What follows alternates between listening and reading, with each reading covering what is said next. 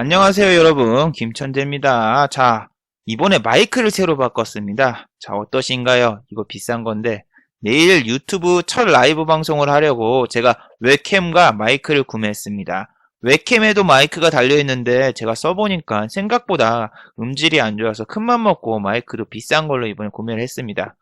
어떤가요? 음질 괜찮으신가요? 음질에 대한 평가를 댓글로 좀 남겨주시기 바랍니다. 제가 영상에 댓글이 너무 안 달리는 것 같아요. 자, 지난주도 그랬지만 이번 주는 어떤가요? 증시가 또 폭포수가 쏟아졌죠.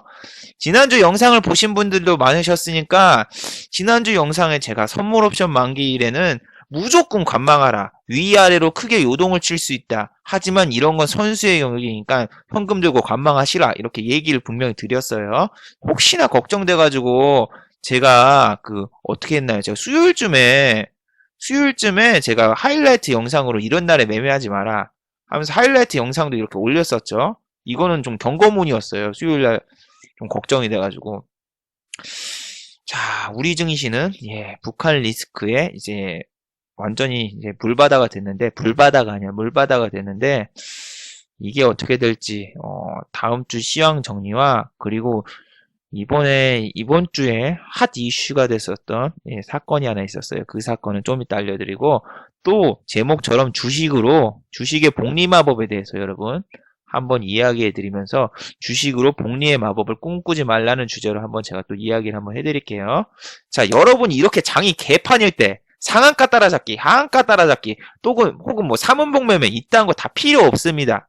이런 거 다 필요 없습니다. 시황이 개판인데 그런 거는 할 필요가 없어요. 음봉 매매는 말이죠. 모든 종목이 뭐 코스피 코스닥에 있는 종목이 다 몇 개입니까? 이거 자 보세요. 상승 100개밖에 안 되는데 여기 다 음봉인데 음봉 매매 이런 거 뭐 따라 할 필요 없어요. 이게 무슨 다 음봉인데 음봉 매매래요.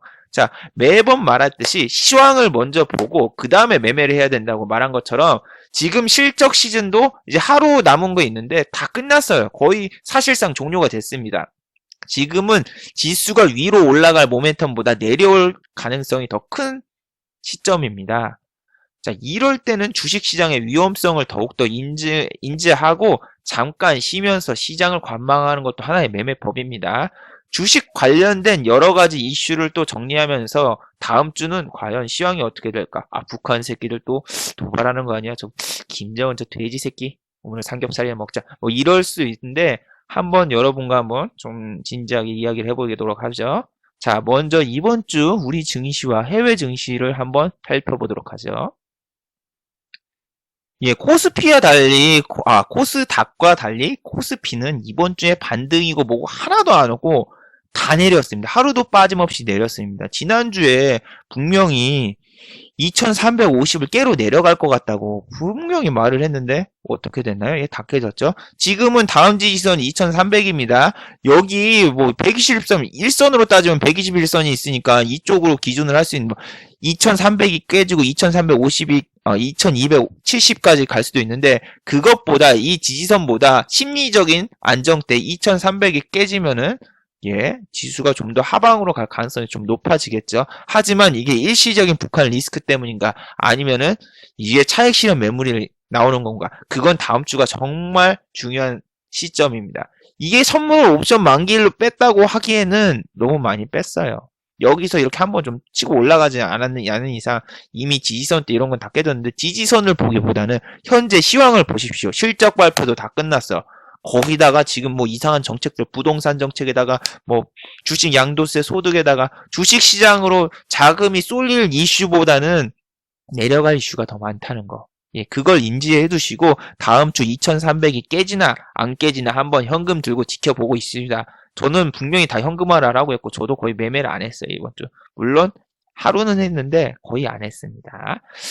자, 그리고 우리 스닥이를 한번 보죠. 스닥이는 지난주에 630 깨는 거 아니냐고 그냥 했는데 코스닥이 코스닥이 나오니까 왜 저희가 나오냐. 자, 코스닥을 한번 봅시다. 코스닥 월요일날 강한 반등을 줬습니다. 1% 가까이 강한 반등을 줬죠. 1% 가까이 강한 반등을 주고 그 다음날도 반등 줘가지고 아니 김천재 새끼가 저거 분명히 선물 옵션 일에 크게 크게 흔들다고 했는데 지금으로 봐서는 이게 660을 돌파하고 위로 그냥 700까지 가는 거 아니야? 사야 되는 거야, 말아야 되는 거야? 계속 말했습니다. 저 지난주에도 말했고 계속 말했습니다. 이렇게 지수 꼬시기를 한다고. 지수 꼬시기를. 지금 똑같잖아요. 3일 이렇게 딱 올리고 밑으로 쳐내리고 3일을 끌어올리고 쳐내리고.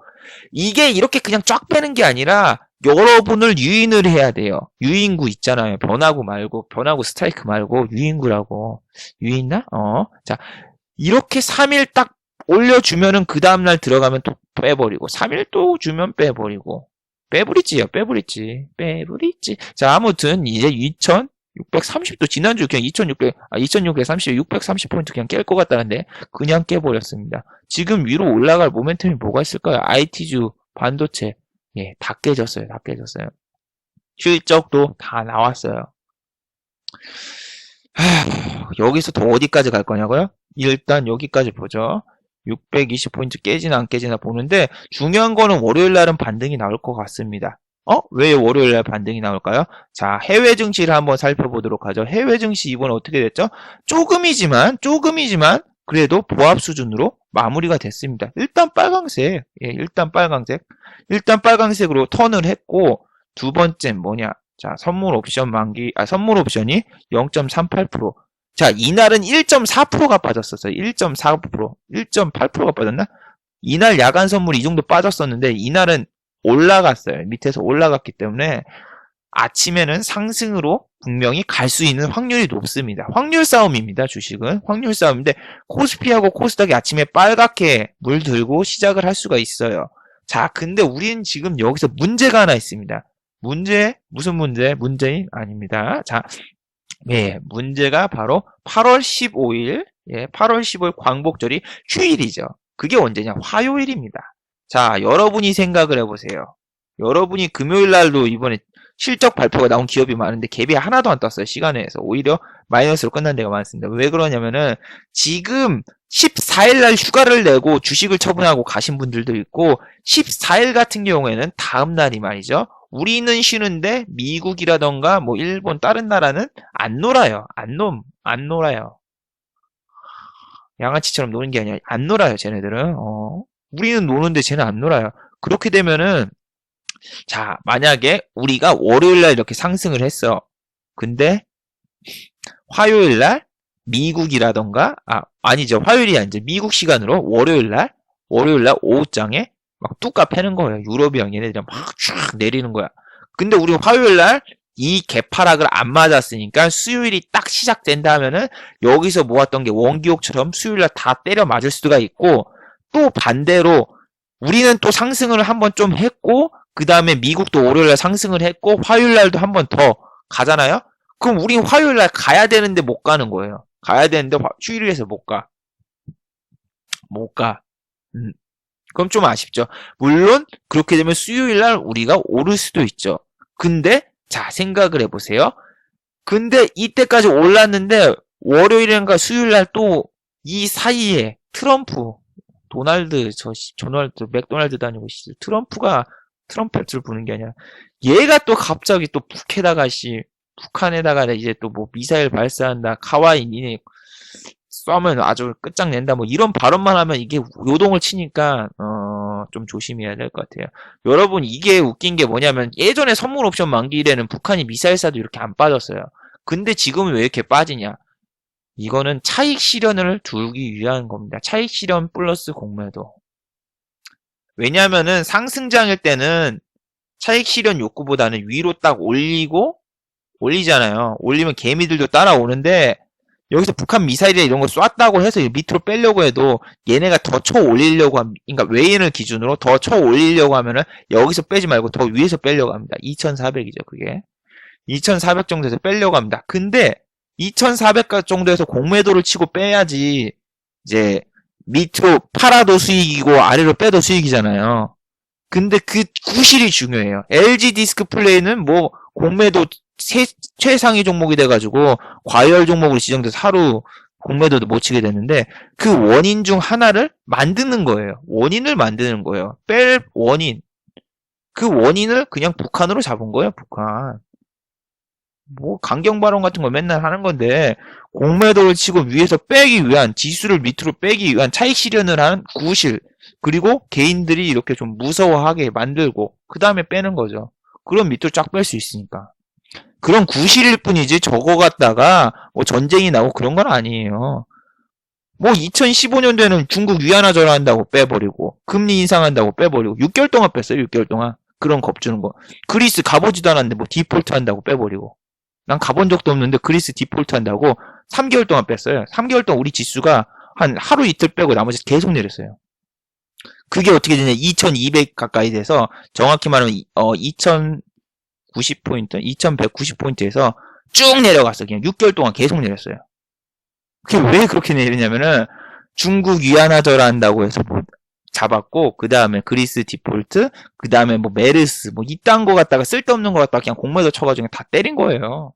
그러니까 여러분이 북한에 대해서 저 북한 새끼들 때문이 아니라 차익 실현할 때가 왔으니까 적당한 핑계거리를 대고 빼는 겁니다. 특히 선물 옵션 만기일에는 외인이라던가 기관이 풋에다가 몰빵을 때립니다. 풋에다 몰빵을 때리고 거기다가 악재 뉴스라던가 뭐 무서운 뉴스 같은 거 때리면 개인들도 던지고 그러니까 밑으로 하방 가능성이 더 높죠. 그리고 선물 옵션 날 만기일 날 분명히 강좌를 했어요. 여기 보시면은 선물 옵션 만기일 강좌가 있습니다. 옛날 거 이거 조회수가 별로 안 나오니까 이거는 선물 옵션 만기일이니까 이게 그 여자친구한테 선물을 뭘로 줄까 뭐 이쪽에서 잡혔는데 여기 보시면은 선물 옵션 만기일 전략에 보시면 나와 있어요. 분명히 월이나 화요일날 이렇게 양봉이 두 개가 떴다. 그러면 수요일이랑 목요일날은 뺄 가능성이 높다라고 여기 강좌에서 분명히 설명을 했어요. 왜 그러냐면은 선물 옵션 날 만기일에는 이렇게 해서 그냥 우쪽으로 딱 치는 것보다 일단 꼬시고 얘네들이 이번에 위로 올라가겠구나 싶으면은 그 다음에 딱 빼는 경우가 되게 많았어요. 통계학적으로. 그래서 일주일 선물 옵션 만기일이 4일이잖아요. 목요일까지. 목요일 중에서 한 번은 밑으로 뺄 가능성이 있어요. 그렇기 때문에 화요일 날은 들어가면 안 된 날이었죠. 이거 많이 보신 분들은 저런 거 안 당하셨을 거예요. 이런 거 강좌를 보고 여러분이 절대 돈을 벌 수가 없어요. 항상 말했죠. 돈을 벌려면 경험이 있어야 된다. 이 종목에 들어가서 깨져도 보고 이 종목이 이제 주포가 좀 쓰레기구나. 이런 것도 느끼고 얘는 실적이 잘 나와도 갭이 안 뜨고 안 간다. 뭐 이런 지식적인 데이터가 있어야죠. 뭐 비중 베팅이고 나발이고 뭐 하는데 그런 걸 영상을 몇 개 본다고 찾을 수가 없어요. 답을 찾을 수가 없어요. 영상을 몇 개 봐도 이해가 안 되고 답이 잘 안 돼요.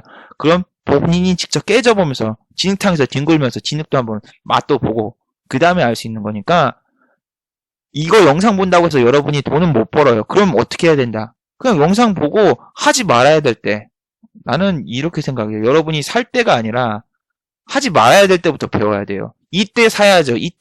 모든 강의를 봐도 다 이때 뭐 오일선에서 사고 골든 크로스에서 사고 뭐 사는 것만 하는데 아니에요. 안 사야 될 때. 이때 조심해야 될 때. 이런 것만 해도 돈은 지킵니다. 돈을 지키고 이 시장에서 일단 살아남아야죠. 돈 다 뚝 까맞고 그 다음에 뭐 장이 좋으면 뭐예요. 난 이미 내 계좌는 팔았는데. 그러니까 이런 거 손아귀 오는 거 다 피하자고요. 지난주에 지금 3주 연속으로 말했습니다. 3주 연속. 그 종목으로 따지면은 하이닉스 있죠. 하이닉스도 계속 말했듯이 반도체 IT는 그냥 관종에서 삭제하라고. 이거 이렇게 하는 건 꼬시기니까 절대 사지 말라고. 수급도 계속 말했습니다. 이 수급이 이만큼 빠지면은 다시 들어오긴 정말 힘들다. 그리고 이렇게 잠깐 수급이 들어와도 이거 얼마 안 되니까 다음에 또 팔잖아요. 이거 하루 또 꽂아봤자 또 팔고. 그러니까 지수도 마찬가지고 종목도 마찬가지로 이렇게 한번 위로 쳤다고 해서 여기서 완전히 꺾였을 때, 완전히 위로 치고 올라갔을 때 그때 매매를 해야지. 어중간할 때는 여기 저항이 너무 많기 때문에 못 올라가요. 종목도 그렇고 지수도 그렇고. 지수하고 종목이 연동이 되니까 이거는 진짜 이런데 꼬시기에서 들어갔으면 망했죠. 이게 여러분 몇 개월이든 몇 년 뒤에 이게 올라갈 수도 있어요. 그래서 얘네들이 보고 뭐 이거 단기적으로 이렇게 봤으니까 이때 샀으면 됐을 텐데 이렇게 말하는 애들도 분명히 있을 수 있습니다. 하지만 뭐다 이런 데서 반등이 안 나오고 이게 밑으로 계속 내려가면 어떡할 건데요. 이거 여기까지 올라왔는데 11년 걸렸습니다. 11년이 아니야. 올라온 적이 사상 최고가인데. 이런 역사적 최고 고점에 여러분이 물려있으면 어떻게 된다? 뒤질 수 있습니다.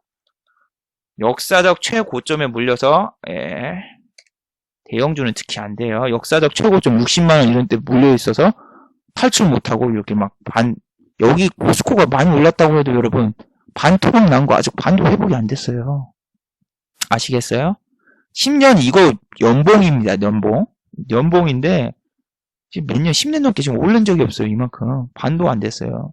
여러분 역사적 최고점에 물리면은 계속 물려있는 거예요. 손절이 그만큼 중요하고 대응이 중요한 겁니다. 미국, 참. 자, 미국 지수는 어떻게 됐어요? 우리랑 다르죠? 예, 여기 한 4일 정도는 하락을 했는데 1% 이내로 하락이 됐습니다. 자, 1% 이내로 하락이 됐는데 왜 우리 한국은 시작하자마자 마이너스 2%로 시작하고 왜 1% 이렇게 빠져서 시작을 하죠? 이렇게 물어보신 분들이 있어요. 당연하죠. 우리나라에서 일어나는 거잖아요. 그리고 우리나라 자체는 원래 지수가 2000에서 10년 넘게 계속 박스 폈다가 이번에 올라갔어요. 하지만 우리나라의 본질은 못 속여요. 우리나라는 말이죠. 원래 이런 나라였어요. 원래 호재가 있으면 다른 나라 전 세계 호재가 있으면 반영을 안 하고 악재가 있으면 이거 초보자분들 알아주세요. 악재가 있으면은 전 세계 모든 악재는 다 찾아가지고 우리나라에 적용시키는 경우가 되게 많아요. 기관 외인이 그거 갖다 공매도를 잘 치거든요. 우리나라는 개인이 공매도를 칠 수가 없는 나라예요. 전 세계에서 이런 나라 정말 찾아보기 힘들어요. 이거에 대해서는 좀 더 밑에서 더 하고 자 일단은 다우도 그렇고 나스닥도 그렇고 반등은 나왔는데 얘네도 미미합니다. 미미해. 미미는 뭐죠? 이게 그 인형 옛날에 미미라고 있었는데 요술공주 민키 걔는 아니구나. 자 다음으로 넘어갈게요.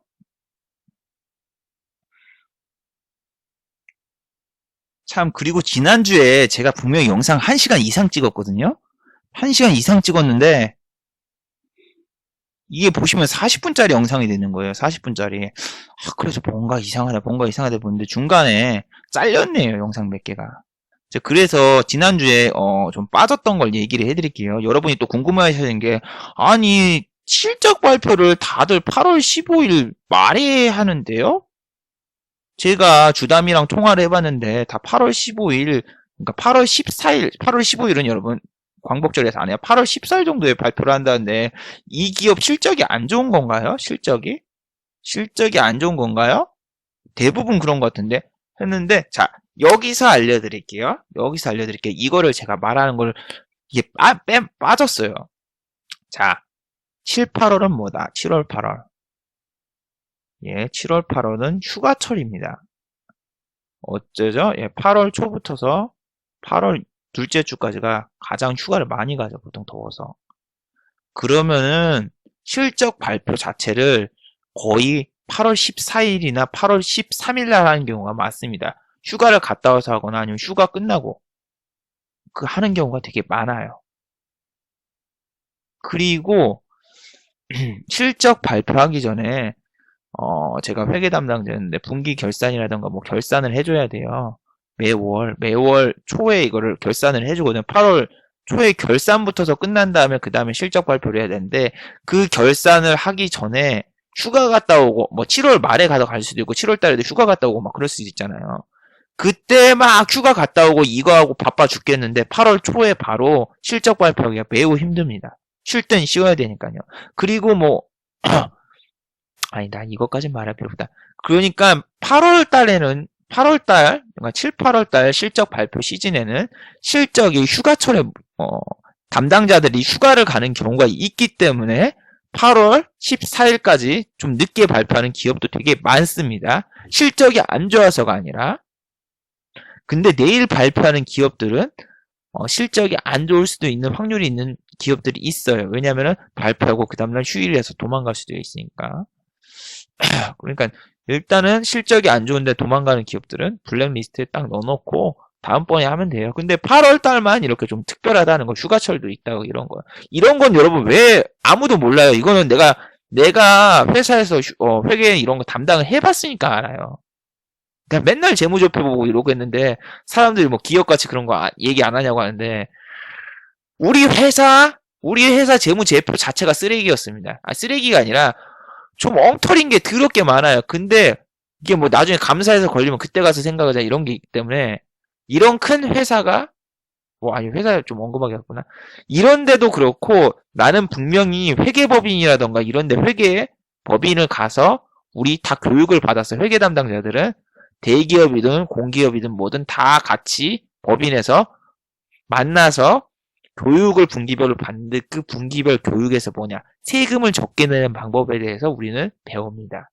그만큼 우리는 세금을 적게 내고 뭐 안 걸리는 뭐 이런 거에 대해서 중점적으로 하기 때문에 우리나라 회계장부가 그렇게 투명할 거라는 생각을 안 해요. 그래서 가치 투자 이런 게 되게 힘들다고 하는 거예요. 내가 직접 해봤으니까. 난 맨날 그거 보고 있었는데, 맨날 수치만 보고 있었는데. 자, 두 번째 또 빠진 게, 자, 주식 양도세에 대해서 또 얘기를 했었죠. 지난주에. 엄청 떠들었는데. 자, 3억이랑, 3억 갖다가 이제, 코스닥 같은 경우에 2021년도에, 예, 한 종목을 3억 이상 보유를 하고 수익이 나면 그거에 대해서 양도소득세 25%를 떼겠다고 했습니다. 20%는 아니에요. 20%는 현재고 25%까지 뗄 거라고 합니다. 자, 그러면은 내가 1000만 원을 벌면은 250만 원이 예, 세금으로 나간다고 얘기가 되죠. 근데 이거는 계속 말했지만 장기 투자하는 데에서는 엄청 난리가 났고 단타 카페에서는 얘기도 안 나옵니다. 지난주에도 보여드렸죠. 예, 여기는 장기 투자 카페라서 계속 양도소득세에 대해서 이야기가 나오고 있고 여긴 단타 카페인데 얘기도 안 나오고 있어요. 근데 나 같은 경우에는 솔직히 해당되는 것도 별로 없긴 없지만 그래도 대다수의 사람들이 이거에 대해서 잘 모르니까요. 저번 주에도 말했지만 이 3억이 본인 돈뿐만이 아니라 직계 존속 옛날에 6천까지 된댔잖아요. 직계 존속이니까 와이프라던가 부모님이라던가 뭐 자기랑 이제 관련되어 있는 아들, 딸들이 같은 종목을 코스닥에서 같은 종목을 사가지고 돈이 총 금액이 3억이 넘어도 이게 문제가 된다는 얘기를 했었죠. 근데 이게 또 불리하고 말도 안 되는 점을 또 설명을 해드리자면은 저번 주에 설명하다 잘렸어요. 내가 만약에 6억이라는 돈이 있어요. 예를 든 겁니다. 6억이라는 돈이 있고 내가 A라는 종목과 B라는 종목이 있어요. 여기서 내가 3억을 기준으로 해서 4%의 수익을 얻었습니다. 그리고 B라는 종목에서는 3억이 들어가서 예, 3%의 수익을 얻었습니다.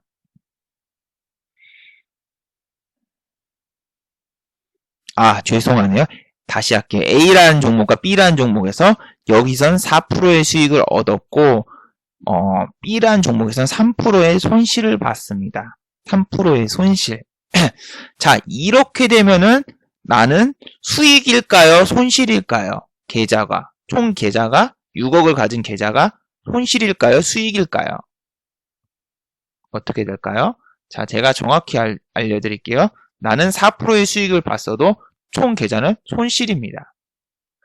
어떻게 되냐면은 여러분 종목별입니다. 총 1년에 수익을 하는 게 아니에요. 1년에 총 수익이 3억 이상 그게 아니라 내가 그 종목을 1년에 들어가가지고 3억 이상 매매를 했고 그 수익이 3억 이상 나면은 그 종목에 한해서 양도소득세를 걷는다는 거예요. 대주주라는 개념이 그겁니다, 여러분. 대주주. 내가 다른 종목을 이렇게 매매했던 게 다 총합이 아니라 그 A라는 종목 한 종목에서 발생되는 거예요. 자, 그럼 내가 A라는 종목에서 4%의 수익을 거두면 얼마예요? 4, 3, 12 하면 1200만 원이네? 예, 1200만 원이라고 했지만 제가 뭐라고 했어요? 거래세가 0.3%가 있고 그리고 또 뭐가 있어요? 그냥 일반적으로 살 때 팔 때 또 세금이 있죠. 세금. 그 세금을 빼면 이게 얼마가 된다? 자, 거래세하고 세금을 빼면은 증권사마다 달라요. 80만 원 정도가 세금으로 나가서 4%를 해도 80만 원 정도 세금이 나가서 1120만 원 정도가 돼요. 1120만 원. 1120만 원에서 아까 어떻게 됐어요? 양도소득세 25%를 또 빼야죠. 또 양도소득세 25%를 빼면은 한 280만 원 정도 나오나요? 네, 280만 원이 맞네요. 그럼 280만 원을 빼고 1120에서 280만 원을 빼면 나는 840만원 정도가 수익이네요. 840만원이 수익 맞죠?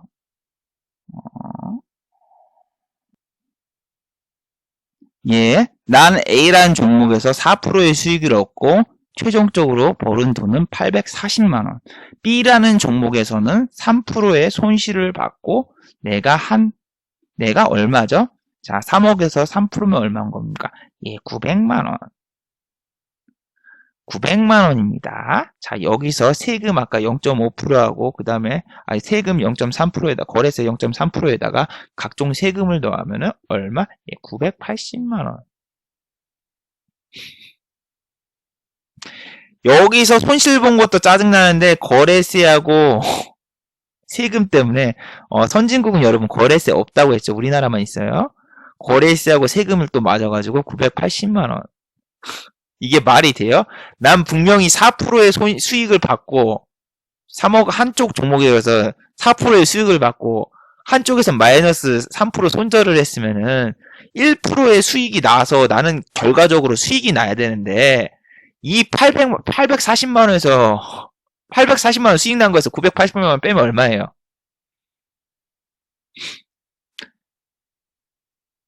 잠깐 840에서 940 갑자기 수학 계산이 안 되네요. 980에서 840이죠?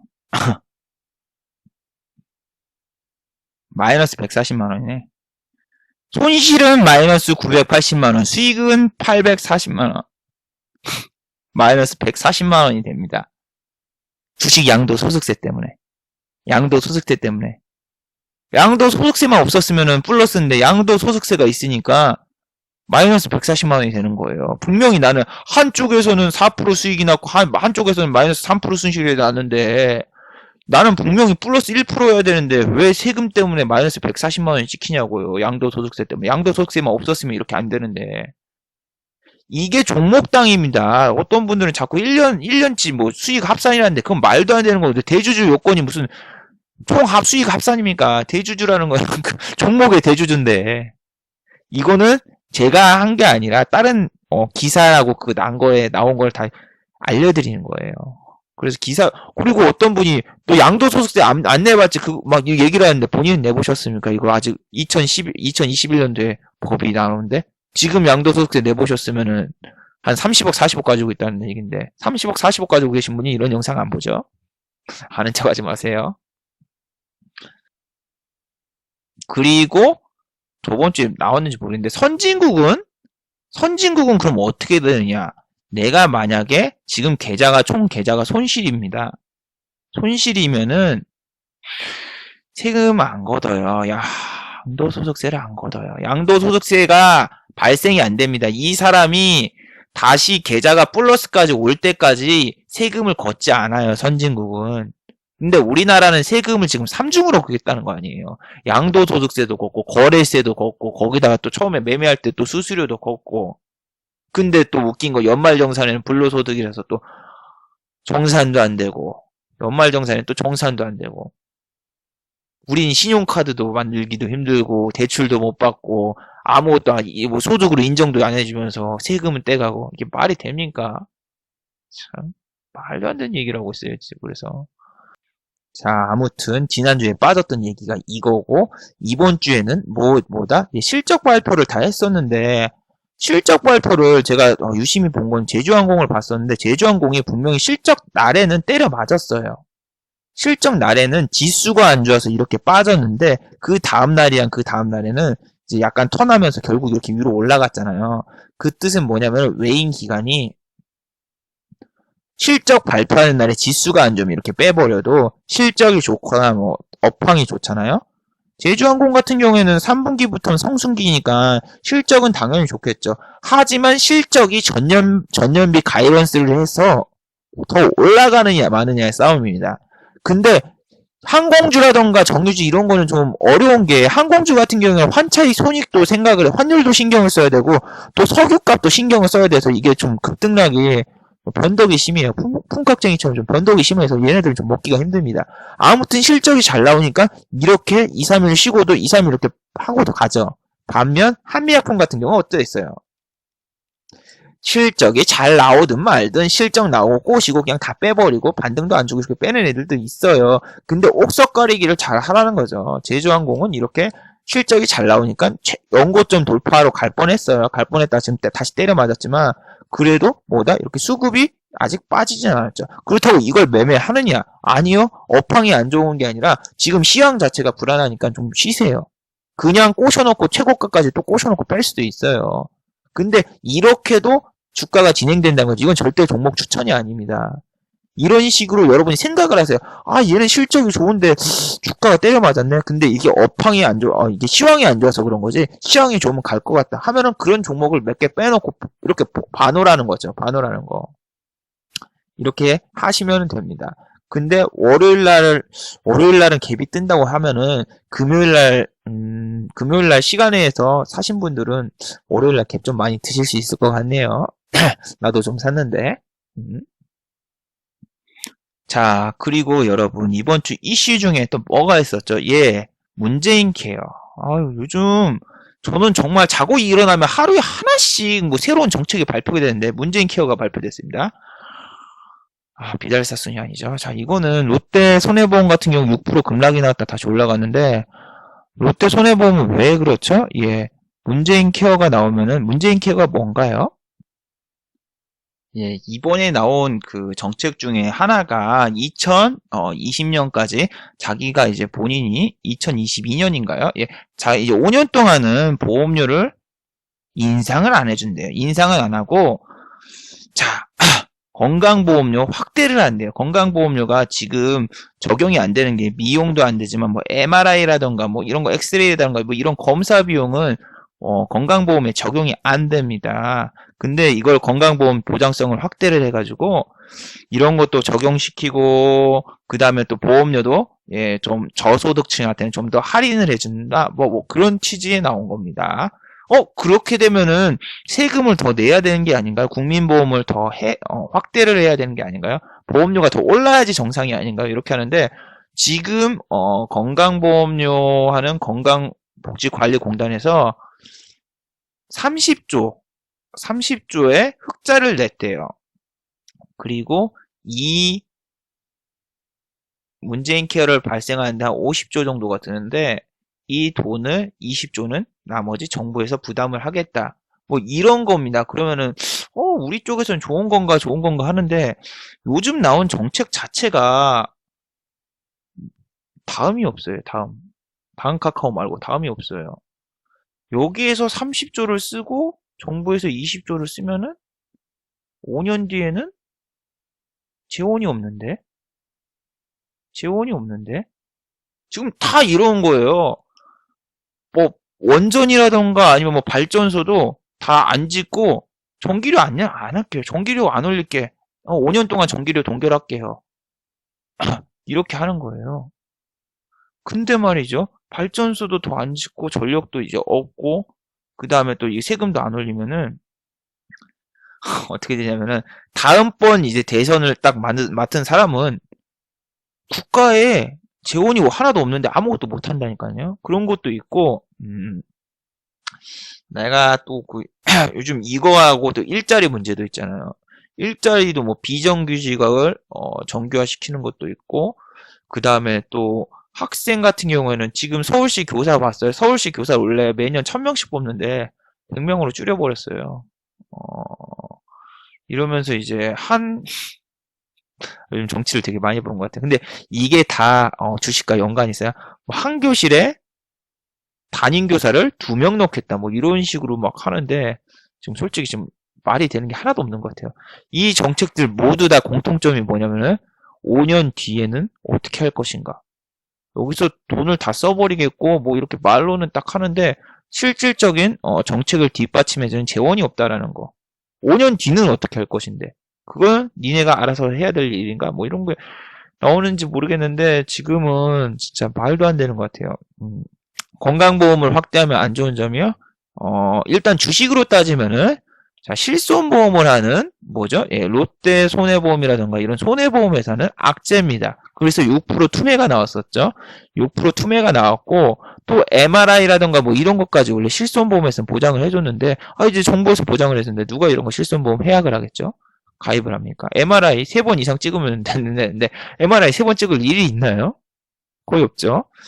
그러니까 실손보험료는 이제 안 하고 반대로 제약주는 탈모나 미용을 제외하고 이제 뭐 파스라던가 이런 것까지도 뭐 이제 건강보험에서 이제 해주겠다.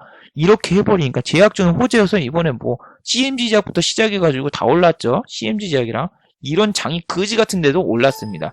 그러니까 여러분이 정책 하나하나 이렇게 봐야 돼요. 정책이 이게 이쪽으로 가면은 수급이 제약주로 쏠리고 이쪽으로 가면은 얘네가 이쪽으로 쏠리는구나. 이런 걸 다 알아야 됩니다. 그리고 이거는 그냥 개인적인 생각인데 원래 건강보험료 이게 좀 지인이라기보다는 좀 아는 사람이 있어서 그래요. 이게 건강보험에 이제 해당되는 약이 있어요. 건강보험에 해당되는 약이 있으니까 그나마 좀 건강보험이나 이런 거 하려면 약이라던가 뭐 주사기라던가 이런 제품들을 좀 더 싼 걸로 해요. 싼 걸로 보험 처리하는 건 다 싼 걸로. 수술할 때도 최대한 싼 걸로 하고 건강 처리되는 거는. 왜냐하면 의사들이 별로 돈이 안 되니까 그런 걸로라도 해서 좀 더 수익을 극대화하려고 하니까 의사들이 지금 어디로 가고 있어요? 예, 건강보험료 이런 거 적용되는 거 이런 거 안 하고 내과라던가 이런 거 안 가고 다 성형이나 미용으로 갑니다. 돈 많이 벌는 의사들은 성형이랑 미용, 뭐 치과 뭐 이런 데로 다 빠져버리잖아요. 이런 게 다 건강보험 보장성이 너무 확대돼서 그렇죠.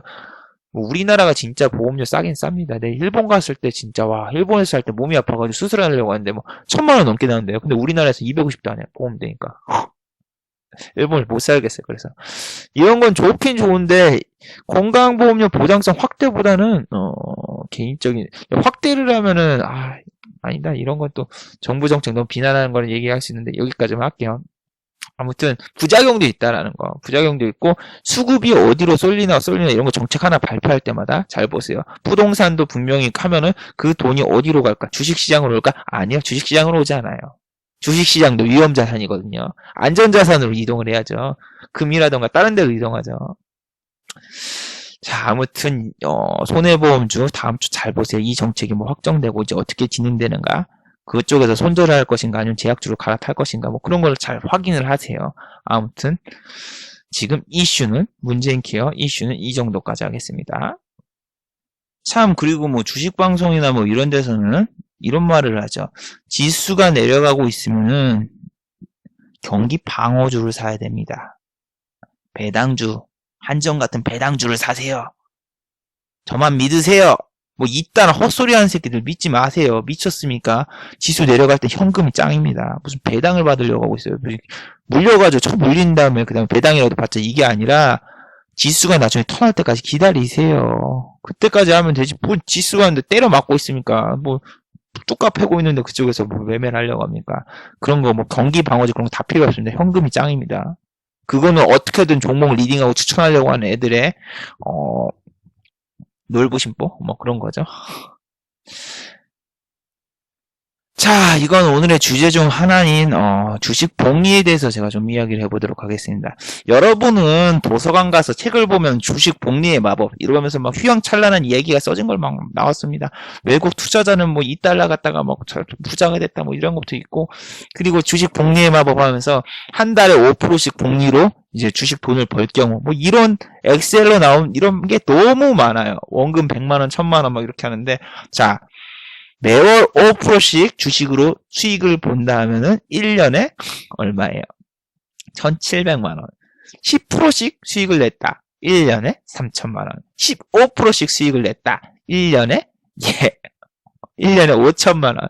20%씩 복리를 벌리면은 어이구 거의 1억까지 되네요. 8,900만 원이 되네요. 이게 여러분 직장인인 분들이 가능할까요? 전업도 아닌데 이게 아니라 마이너스 1,700이 찍혀있지 않을까요? 괜히 마이너스 뚝까 맞아가지고 뭐 원금 더 투입해가지고 2배로 해가지고 대출 받고 그래가지고 마이너스 1,700 찍혀있지 않을까요? 그게 더 현실적이죠. 이런 거 보고 주식에 대한 마법 돈 한 번 따면은 나도 할 수 있다 이런 자신감에 해서 돈 날려보신 적 없나요? 나도 날려보고 그랬는데 이게 이 복리에 대한 얘기가 정말 많이 나왔죠. 예, 이 사람 덕분에 복리에 대한 얘기가 참 많이 나왔습니다. 이 사람이 누군지 아시죠? 지금 주식 커뮤니티에서 온갖 화제를 다 휩쓴 청년. 200만 원으로 수백억을 불린 대학생, 모교에 1억 원 기부. 대학교 4학년인 학생 박철상 군은 학업과 자산운용을 병행하면서 그동안의 투자로 거둬들인 수익을 경북대에 기부하였다. 자, 일단 1,500만 원을 내고 1억 원을 기부를 했는데 1,500만 원을 내고 나머지는 약정으로 내겠다. 이게 뭐 휴대폰 할부인가요? 24개월 휴대폰 할부인가요? 아니, 기부를 약정으로 해요. 약정 할인도 아니라. 이게 여기서부터 좀 이상한 거죠. 여기 잘 보세요. 200만 원이라고 했어요. 분명히 투자금 200만 원. 자, 다시 봅시다. 자, 청년갑부 아시아의 기부왕이 되다. 대학생 박철상 군. 예, 이제는 또 시간이 흘려서 얼마 전 32세가 됐네요. 예, 불과 3달 전이었습니다. 연간 7, 8억의 고액을 기부를 하고 있다. 자, 좋은 일을 하고 있어서 2시간 동안 인터뷰를 했다는 얘기입니다. 자, 이분은 갑자기 이상합니다. 서울대를 목표로 치열하게 공부를 하여 충분한 성적을 받았지만 가장 형편이 어려워지면서 학업을 포기하고 경북대를 들어갔답니다. 경북대를? 그것도 재수해서 경북대를 들어갔대요. 경북대 비하하는 게 아니라 재수를 해가지고 서울대가 성적이 됐는데 경북대를 들어갔대요. 뭐 그렇다고 보죠. 그 다음에 한번 보죠.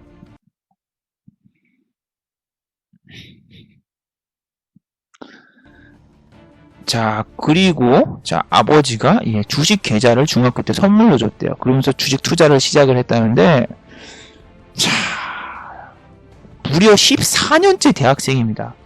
33살인 본인이 많이 아니라 33살인 본인이 14년째 대학생입니다. 뭔가 냄새가 납니다.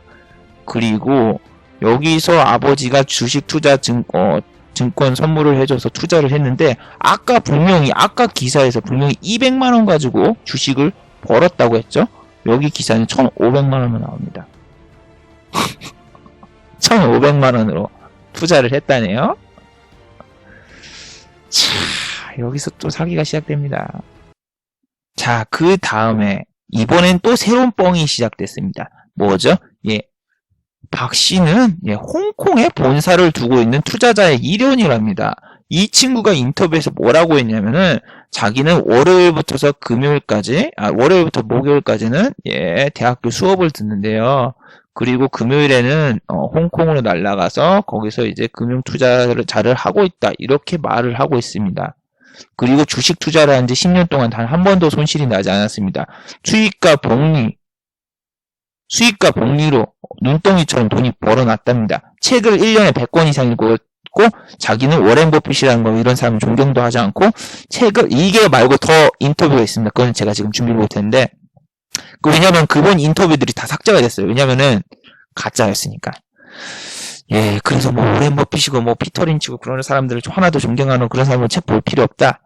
뭐 이렇게 하면서 강연회도 하고 다녔었어요. 강연회도 하고 심지어 KBS 백도시에서 나와서 강연도 하고 그런다. 그리고 기부를 전에 기부를 하고 다니겠다. 뭐 이렇게 얘기를 하고 다니죠. 자, 여기서 홍콩 본사 잘 받으세요. 홍콩 나 이거 보고 코웃음 쳤습니다. 이 친구는 온갖 잡지 기부로 인하여서 온갖 데 다 나왔어요. 이것도 뭐 카드뉴스 이런 데 같은 데 나온 거예요. 워렌 버핏에서 한국의 워렌 버핏이라고 불리고 1년에 150권의 책을 보면서 생긴 통찰력으로 차도 없습니다. 차도 없고 명품도 소비하지 않는 책벌레라고 나옵니다. 자, 여기서 우린 진짜 의문을 가져야 됩니다. 자, 부모님이 나오네요. 부모님이 근데 식당에서 일을 한대요. 사내 식당에서 일을 하는데 월급을 60만 원 받아가면서 한 달에 일을 한다는데 웃기지 않아요? 일을 그만두기를 부탁했지만 일을 그만두시지 않습니다. 뭐 이런 얘기를 하세요? 60만 원 벌면서 부모님 고생시킨다고요? 차도 없고? 여기서 잘 생각해 보셔야 돼요. 자, 이 사람이 또 뻥을 쳤어요. 뭐냐면은 미국에 있는 무슨 와트슨 대학인가? 와트슨은 그 홈즈에 나는 왓슨인가 걔는 아니에요? 미국에 있는 대학교를 합격해서 유학 준비 중이다. 어쨌든 또 갑자기 또 독일로 바뀌었어요. 독일은 BMW죠. BMW. 독일로 뭐 이쪽에 합격을 했대요. 그러면서 막 곧 이제 주식을 다 포기하고 자기는 길을 간다. 해놓고서 뭐라고 했냐. 기부 완성을 위해서 유학을 보류하겠다. 뭔가 냄새가 나지 않나요? 참 이거 보고 어이가 없습니다. 자, 여러분 저는 자, 여러분 상식적으로 생각을 해보세요. 자, 200만원으로 주식을 투자했어요. 200만원에서 100%하면 얼마죠? 예, 해봤자 400만원밖에 안 돼요. 1년에 아무리 뭐 한 달에 100%를 찍었다 해서 10년 동안 여러분이 200만원으로 400억을 벌려면은 몇만 프로가 돼야 되는데 이 학생이 뭐라고 하는 줄 알아요? 자기는 중소형주에는 투자를 하지 않는데요. 왜 중소형주에 투자를 안 했냐고 하는 게 어떻게 됐냐면은 여러분 코스피 종목이 아니라 코스닥 종목 같은 경우에는 400억 정도를 투자하면은 지분율 공시를 합니다. 5% 이상 본인이 지분을 투자하고 있을 때 대주주 지분율 공시를 해야 되는 게 법적으로 의무가 되어 있습니다. 하지만 이 청년은 단 한 번도 5% 지분 공시에 이름이 나온 적이 없습니다. 그래서 이 친구한테 의문을 제시하니까 자기는 중소형주는 투자를 안 하고 코스피 대형주만 투자를 한다고 합니다. 코스피 대형주는 5% 지분율 공시 이게 좀 허들이 높거든요. 이게 말이 됩니까? 자, 우리나라 지수가 10년 넘게 계속 박스피를 가지고 있었어요. 2000포인트. 그리고 코스피 대형주회 같은 경우에는 상승률이 10%에서 20%도 안 돼요. 박스피니까. 그리고 200만원 갖다가 10년 전이든 언제든 주식을 몇 주 살 수 있어요. 200만원 갖다가 삼성전자 지금 한 주도 못 사죠. 10년 전에는 한 주, 두 주도 못 샀겠구만. 아니야, 2주까지는 샀고, 2주 사가지고 이거 갖다가 어떻게 불립니까? 400억을 만든다고요? 말도 안 되는 소리입니다. 저는 저기보다 더 의심스러웠던 게, 저 같은 경우에는 홍콩을 자주 갑니다. 근데 이게 제가 홍콩 가서 찍었던 사진들인데, 아무튼 이렇게 저는 홍콩도 자주 갔습니다. 자, 아까 여러분 이 청년이 말했던 얘기 기억나시나요? 뭐라고 했죠? 예, 차를 가지고 있지 않다. 차를 가지고 있지 않다. 여러분 그거 아세요? 대구에서 데프리카에서 홍콩을 가려면 김해공항을 가야 돼요. 김해공항. 미쳤다고 저 김포나 아니면 저 위로 올라갈 리가 없죠. 인천공항까지 갈 리가 없죠. 김해공항이 바로 앞인데. 근데 김해공항이 내가 이거 직장일 때 금요일에서 월요일날 2박 3일 치기 했거든요. 시간대가 2개밖에 없어요. 자, 여기서 또 부금 깔아주고. 자, 이게 뭐냐. 부산에서 홍콩 가는, 예, 비행기표입니다. 비행기표를 잘 보시면은 7시에 출발하는 게 있고, 그 다음에 8시에 출발하는 거, 그 다음에 9시 45분에 출발하는 게 있죠. 자, 이 뜻은 과연 뭐냐? 이 뜻은 뭐냐면은, 9시 45분에 도착은 그 다음날 도착하죠. 금요일이 아니라 토요일날 도착하는 겁니다. 우리 주식시장은 토요일날 열질 않아요. 그러면 이건 못 타요. 그러면은 뭘 타야 되겠어요? 예, 이 앞에 보면 8시 아니면 7시 차를 타야 되죠. 자, 근데 대구에서 생각을 해보세요. 대구에서 김해공항까지 가는데, 예, 1시간 이상 걸려요. 근데 차가 없네요? 근데 공항에 갈 땐 제가 앞에 영상에서 보여드렸지만, 여권 까고 보여드렸지만, 예, 3시간 안에 도착을 해 있어야 돼요. 그러면은 이 친구는 최소 새벽 3시에 출발을 해야 되는데, 새벽 3시에 뭐 카카오 택시 타고 공항 가나요? 한, 택시료만 30만원 주고? 차가 없는 친구가 여기까지 공항까지 어떻게 가겠습니까? 그리고 취업 비자는 이런 걸 내야 되는데, 대학교 졸업도 안 한 14년째 대학생인 학생한테 무슨 취업 비자를 내줘가지고 홍콩에서 얘를 스카우트 해갑니까? 그리고 뭐라고 했는지 알아요? 모의 투자 대회에서 대학교에서 뭐 1등을 해가지고 뭐 스카웃이 됐다고요? 미쳤습니까? 홍콩 사모펀드 그렇게 바보 아닙니다. 예, 여기 기사 있죠. 이분 2010년도에 대학교 모의 투자 대회 예선 200명 중에서 133위 거의 꼴찌했습니다. 꼴찌했습니다. 이런 분을 홍콩 사모펀드에서 스카웃을 한다고요? 개뿔도 안 되는 소리죠. 참나 이런 애들 때문에 진짜. 그가 공개한 계좌, 수익금, 신용 이런 거 아무것도 없어요. 왜 이걸 다 가렸을까요? 예, 모의 투자의 확률이 높습니다. 제 계좌 깐 거 앞에 영상 다 보세요. 세금 다 까져 있어요. 세금 다 까져 있고 모의 투자로 나올 수 없는 세금입니다. 나는 은행 계좌라서. 예. 아무튼 이렇게 사기를 치고 다닌 거죠. 아무튼 말이죠, 여러분. 상식적으로 생각해도 말이 안 되는 게 너무 많아요. 서울대를 갈 수 있는 성적이었는데 서울대를 안 갔다. 미국으로 유학을 간다고 했는데 유학을 또 안 가고 기부 사업을 한다. 아버님이라던가 부모님은 뭐 60만 원짜리 저 알바를 하고 있고 앞뒤가 하나도 안 맞습니다. 앞뒤가 맞는 거는 1577 전화번호밖에 없네요. 대리운전. 아이고 PPL 아닙니다. 아무튼 이 기부 하나 했다고 이런 기부 하나 했다고 이 청년을 이렇게 믿고 뭐 우상화 시키는 건 말이 안 된다는 거죠. 말이 안 됐던 거죠. 정확히 말하면 사기로 밝혀졌으니까. 참 진짜 우리나라도 진짜 웃깁니다. 단 한 번도 5년 동안 의심을 아무도 안 했다는 게 정말 웃깁니다. 그러면은 얘는 뭐예요? 얘. 이 기부한 거는 똑같죠. 이 사람이랑 누구야? 어딨니? 이진이랑 전혀 다를 게 없습니다. 얘도 여기 소시어티에서 1억씩 기부하고 다니는 사람입니다. 여러분 기부했다고 하고 기부의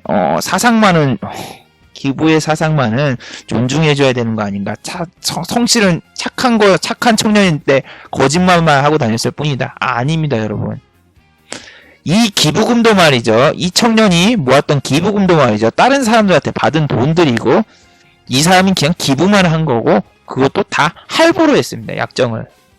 그리고 이 친구는 글을 쓴 걸 보세요. 주식 자체를 안 하는 사람 같습니다. 자, 이분이 뭐라고 하는지 알아요? 얘가 뭐라고 하는지 알아요? 저는 주식을 하도 많이 해서 국가에서 아름다운 납세자상을 줬고 행정자치부에서는 국민 포상을 제의했었다는데 자기가 거절을 했대요.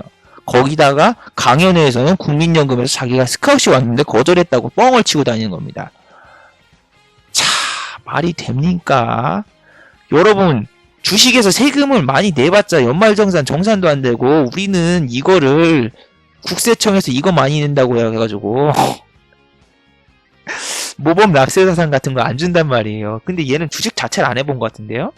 그래가지고 뭐 지금 하는 말이 뭐 번 돈은 사실 14억이라고 했는데 14억도 뻥 같습니다. 5억도 뻥 같습니다. 내가 뭐 1억도 못 벌었을 것 같아요. 그냥 기부 하나 갖다가 지금 뻥을 치고 있는 겁니다. 이것도 페이스북에 말했을 때 뭐 이렇게 거창하게 동서고금 역사를 되짚어 보면은 어쩌고 저쩌고 헛소리라는데 얘가 무서운 게 진짜 뭔 줄 아세요? 이렇게 뻥만 치고 다닌 게 아니라 예, 주식 커뮤니티에 본인 아이디를 만들어서 자기가 자기를 홍보하고 다니고 자기가 자기를 이렇게 막 홍보하고 PR하고 다니면서 사람들을 꼬셨습니다. 자, 이거 보세요. 경북대 박철상 씨 인터뷰하면서 지가 올린 거야. 근데 어디 있어, 씨. 아, 이거 되게 재밌는데. 근데 말이죠. 참 훌륭하신 학자, 참 훌륭하신 청년이라고 자기가 자화자찬을 하는 거예요. 조선일보 인터뷰를 보다가 크게 놀랐습니다. 얘 보세요. 얘 아이디를 잘 보세요. 근데 얘 아이디를 딱 보잖아요. 이게 원래 아이디에서 바꾸면 여기 기록이 남거든요. 경북대 박철상 본인 아이디입니다. 본인 아이디. 이게 얘 모의투자 아이디부터서 얘 계좌 아이디가 이거거든요. 모든 인터넷 아이디가 이거예요. 자기가 자기를 놔두고 이렇게 한 거고 전 진짜 열받는 게 뭔 줄 알아요? 내가 이 커뮤니티에서 칼럼이라던가 이런 걸 썼어요. 칼럼이라던가 뭐 조심해야 된다. 이렇게 옛날에 영상이 아니라 글로 썼어요. 글로 썼는데 거기다가 내가 한 400만 원 갖다가 한 달에 뭐 200만 원을 벌거나 뭐 이렇게 딱 보여주잖아요. 그러면 넌 뭐냐? 경북대 박철상 제가 그랬을 거야 아마 자기 본인이. 경북대 박철상은 야 200만 원 갖다가 400억을 벌었는데 넌 단타라서 고작 그거밖에 못 버냐. 뭐 이런 식으로 비꼬는 얘기를 한 거예요. 제가 항상 말했잖아요. 인터넷에 여러분 어그로 끄는 애들, 인터넷에 주식으로 어그로 끄는 애들은 목적이 있습니다. 저런 애들은 노이즈 마케팅을 노리면서 어떻게 하냐면은 가치 투자 카페에 가서는 단타가 최고다. 단타 카페에 가서는 가치 투자가 최고다. 이런 식으로 어그로 끕니다. 그럼 이 새끼 뭐 하는 새끼 하면서 회원 정보 눌러보거나 아니면 얘 블로그에 들어가서 글을 싹 봤는데 뭐 자기가 아는 뭐 투자 기재가 있다면 해서 그놈 딱 클릭해 보면 그게 본인이고 뭐 이런 애들이에요. 이런 애들. 진짜라고요, 진짜.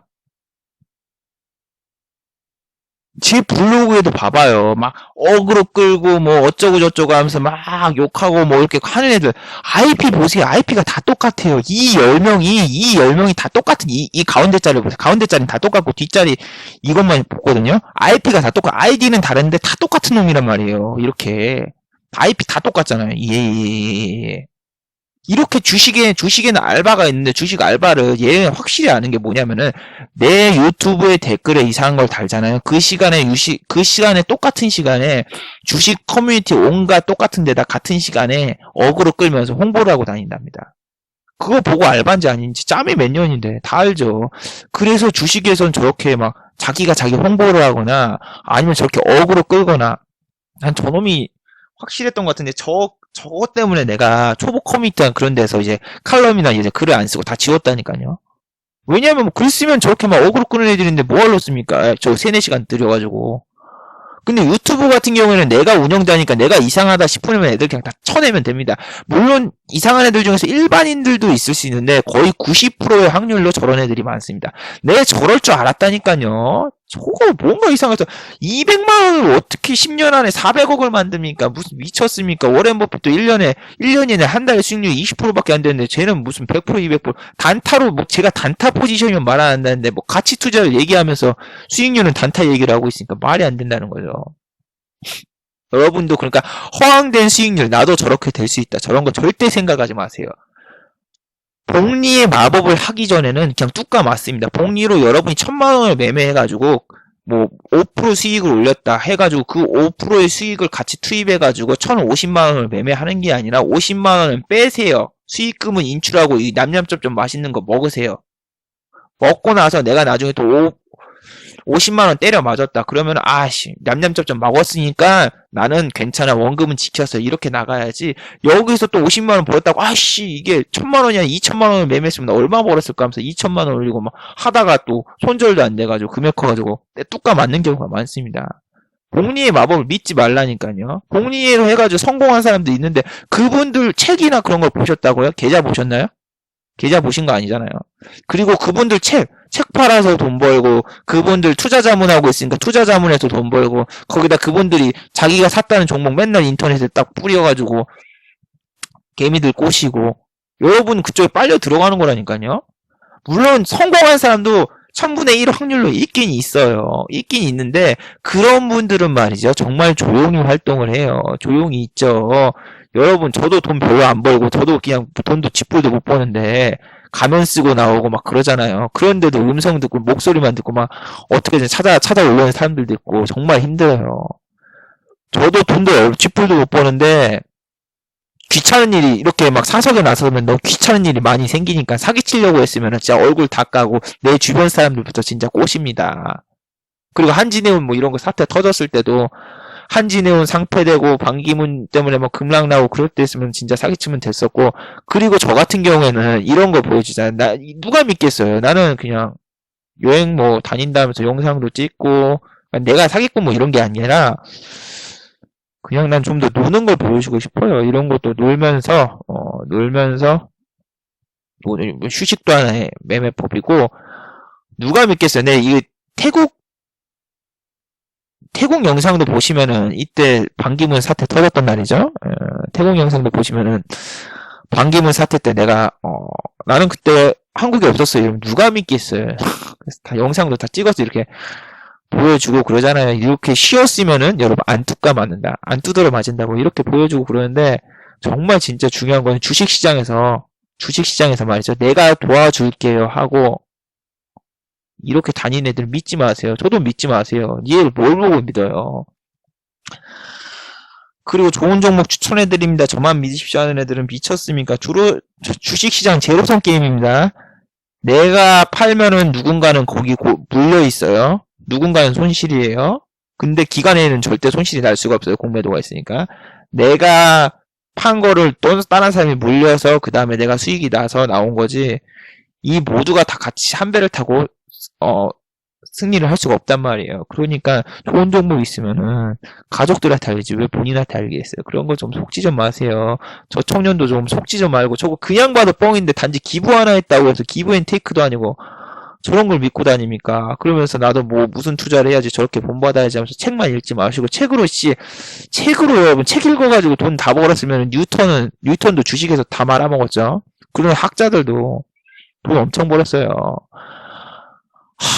그래서 진짜 저거는 진짜 이슈가 될 만한 사건입니다. 아, 그래도 뭐 사기친 거 없지 않냐? 사기친 게 왜 없어요? 저거에서 국회의원도 만나러 다니고 GS 사장도 만나고 심지어 황교안도 만나셨어요. 그 황교안 총리도 만나고 저게 진짜 아예 지능범으로 자기가 커뮤니티에 자기 글을 뿌리고 다니면서 계속 저렇게 해가지고 한 건을 먹던가 아니면은 진짜 정치적으로 이미지 저렇게 만든 다음에 정권 지출할 수도 있었을 것 같아요. 그리고 말이죠. 백씨씨라던가 뭐 이런 신문이라던가 강연에 다 해서 돈도 벌었습니다. 이 친구가 가장 진짜 문제인 게 뭐냐면 죄의식이 없어요. 그리고 백씨씨의 그 PD는 사말서 쓰고 감봉당하겠는데 뭐 피해를 준 게 없어요. 여러분 유튜브에 박철상 녹취록 딱 치면은 나오는데 들어보세요. 진짜 하나부터 열까지 말만 하면 거짓말이고 얘가 사과문 쓴 게 뭔지 알아요? 사과문 쓴 게 법에 저촉되는 핵인 장애를 하지 않았습니다. 한 점 부끄러움이 없습니다. 이 모든 거를 성장통으로 보겠습니다. 성장통으로 삼겠습니다. 이 미친 거 아니에요, 이 새끼 이거? 성장통이래요. 사기 다 쳐놓고 한 점 부끄러움이 없어요? 자, 어이가 없네. 또 인터뷰했을 때는 출연금은 난 기부했으니까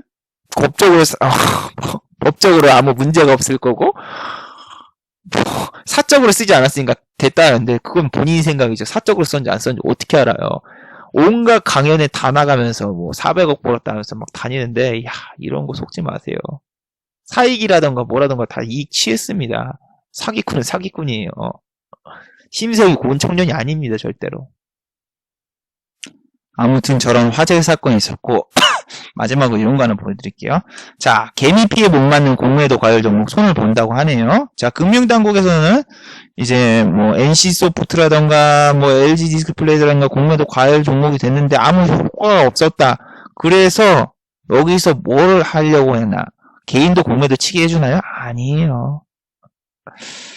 자, 기관은 그래서 공매도 과열 지정 제도를 효과가 크지 않으니까 하루 막는 거를 이틀 막거나 아니면은 좀 더 바꾼다고 하네요. 근데 이게 말이 되냐고요. 지금 뭐 공매도 과열제를 하든 뭘 하든 이 포탈을 만들지 뭐 하는 거예요, 이게.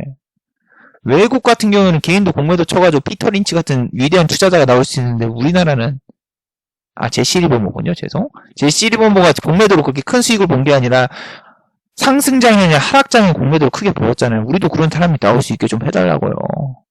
이게 뭡니까? 공매도 하루 금지되는 걸 해봤자 아무것도 없다. 이렇게 나오잖아요. 이거 말이 안 돼요. 공매도 하루 금지시킨다고 뭐가 달라져요? 그 하루 쉬고 하루 잠깐 휴가 갔다고 또 치면 되지.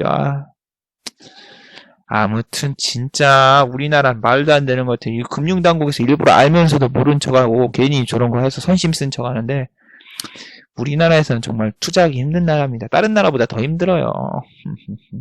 아무튼 마지막으로 한번 더 정리해보고 마치도록 할게요. 뭐 오늘은 별거 없네. 오늘은 별거 없습니다. 이렇게 시사나 정치도 한번 이야기하고 주간 이슈를 살펴보면서 잠시 쉬어가세요. 이런 날 무슨 상한가 따라잡기나 뚜까 패기 뭐 이런 거 세력선 다 필요 없습니다. 쉬세요. 괜히 제가 또 뭐 이런 매매법이 있죠. 그래서 투심을 자극해서 그걸 뇌동매매로 이어질 확률을 높여드리고 싶지 않습니다. 매매 연습은 이런 장에서 하는 게 절대 아닙니다. 월요일날 반등이 나온다고 해서 따라 들어가지 마시고 그 다음날 휴일이니까 차분하게 가셔야 됩니다. 반등이 세게 나오면 그 다음날 휴일이라서 이어지지 않을 가능성이 되게 높습니다. 요즘은 진짜 정책 관련 뉴스가 매일 나오니까 주식시장도 참 많이 흔들리는데 참 이 정책 나올 때 수급이 어디로 쏠릴까 아까 잘 보랬죠. 자, 오늘 마지막으로 한번 정리해 보도록 하겠습니다. 정신이 없었네. 그럴 줄 알았어. 아, 나 진짜 소름 돋네. 그 커뮤니티에서 걔가 걔였구나. 나한테 막 댓글 달고 했던 애가. 자, 주식 복리 효과를 믿지 마라. 자, 1번. 주식으로 수익만 볼 생각하지 마세요. 아까 5% 수익이 아니라 마이너스 5%씩 해가지고 계좌 박살나는 걸 한번 생각해 보시기 바랍니다. 주식은 수익과 손실이 공존하는 것입니다. 매달 혹은 매년 수익을 올릴 수 있거라는 생각을 하지 마십시오. 주식은 엄연한 위험자산입니다. 안전자산이 아닙니다. 안전자산은 뭐, 금, 엔화입니다. 자, 2번. 좋은 종목 추천 같은 걸 믿지 마라. 확실한 종목과 확실하게 좋은 종목은 본인만 알고 있어야지. 그걸 절대 소문내고 다니지 않습니다. 전 단 한 번도 종목 추천 같은 거 하지 않습니다. 왜? 좋은 건 나만 알아야 돼. 그리고 다른 사람에게 알려주면 경쟁자가 늘어나기 때문에 주식을 팔기도 힘들고 사기도 힘들어집니다. 뭐 본인이 손치매하고 팔 수도 있지만 아무튼 유인해서 팔아먹으려는 사람이 대부분입니다. 자, 3번. 수익금을 인출하여 통장에 똑같은 금액으로 계속 매매하시기 바랍니다. 조금만 수익 나면 자만심에, 자신감에 수익금 플러스 투자금을 더 투입해서 매매하는 사람이 태반입니다. 자, 이런 사람들은 앞으로 수익이 날 것만 생각하고 손실은 전혀 생각을 하지 않습니다. 수익금은 바로바로 준금해서 투자금을 나중에 올려야 된다. 천천히 하셔도 됩니다. 주식은 뭐다? 100m 달리기 아니라 마라톤처럼 쭉 하면 됩니다. 나도 쥐뿔도 못 벌지만 시장이 오늘도 살아남아있고 이번 주도 잘 살아남았네요. 예상대로 그래도 역시 조심하기 잘했어. 괜히 참 대단한 것 같아요. 자, 매번 마지막은 똑같죠. 제 그 블로그 한번 보시면은 제 블로그에 보시면은 여기 밑에 텍스트 광고가 있어요. 이 밑에 텍스트 광고가 이렇게 있는데 이 광고를 클릭해 주시면 저한테 한 10원 정도 들어옵니다. 매번 수익금 공개했지만. 그리고 유튜브 광고도 마지막까지 끝까지 시청을 해주셔야지 저한테 1원이라던가 10원 정도가 들어오는 겁니다. 조회수가 오른다고 해서 들어오는 게 아닙니다. 뭐 이걸로 해서 돈 벌려는 것도 아니고 단지 뭐다? 너무 아쉬워서 이 여름에 지금 몇 시간째 이러고 있네요. 설빙 빙수도 못 사먹고 아무튼 도와주시고 자 내일은 말이죠 유튜브 라이브 방송이 있습니다. 뭐죠 여기 난 이 공지 자체를 본 사람이 700명밖에 안 되기 때문에 내일 많이 올 거라 생각하지 않습니다. 100명도 안 올 것 같아요 솔직히. 왜냐면은 공지 자체를 안 읽었으니까. 내일 유튜브 라이브 방송이 있고 라이브 방송에서는 절대 주식에 관련된 이야기는 하지 않고 그냥 제 일상 그리고 라이브 먹방 그리고 약간의 소통 방송 그 정도가 준비가 되어 있습니다. 시간 되시는 분들 내일 일요일 오후 7시입니다. AM이 아니라 오후입니다. 자, 즐거운 주말 되시고 영상을 잘 보셨으면 좋아요, 구독하기 좀 눌러주시기 바랍니다. 지금 이거 1시간 넘었네. 역시 사스가 대단하군요. 자, 즐거운 주말 되시고 전 다음에 또 뵙겠습니다.